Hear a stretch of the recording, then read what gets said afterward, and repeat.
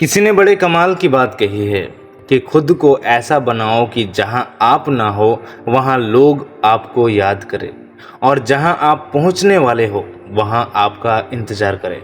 Hi guys, story club में आपका फिर से स्वागत है।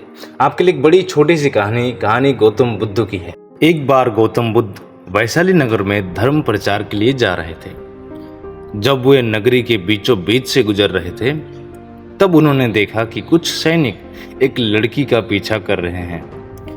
तभी वह डरी हुई लड़की एक कुएं के पास जाकर खड़ी रह गई और वह हाँफ रही थी और प्यासी भी थी।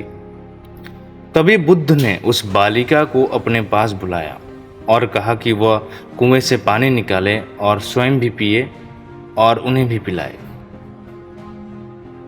इतनी देर में वह सैनिक भी वहां पर पहुंच गए और बुद्ध ने उन्हें हाथ के संकेत से रुकने के लिए कहा।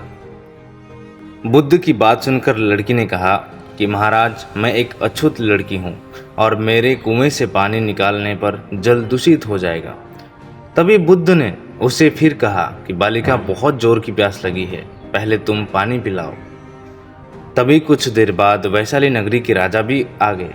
फिर उन्होंने बुद्ध को नमन किया। बाद में सोने के बर्तन में केवड़े और गुलाब का सुगंधित पानी पीने के लिए दिया, पर गौतम बुद्ध ने उसे पीने से मना कर दिया। बुद्ध ने एक बार फिर बालिका से अपनी बात दोहराई कि इस बार बालिका ने साहस करके कुएं से पानी निकाला और स्वयं भी पिया और बुद्ध को भी पिलाया। पानी पीने के बाद बुद्ध ने बालिका से उसके भय का कारण पूछा।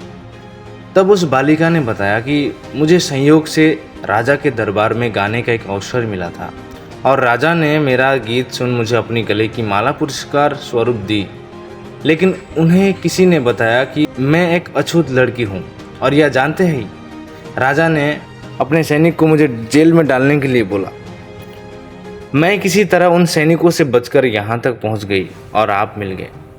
इस पर बुद्ध ने कहा कि सुनो राजन, मैं चाहता हूँ कि आप मेरी इस शब्द को हमेशा याद रखें।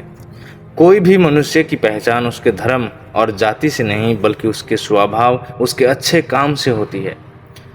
जिस बालिका के मधुर कंठ से निकले मधुर गीत का आपने आनंद उठाया, उसे पुरस्कार दिया और जिसके कार्य इतने अच्छे हो वह अछूत हो ही नहीं सकती।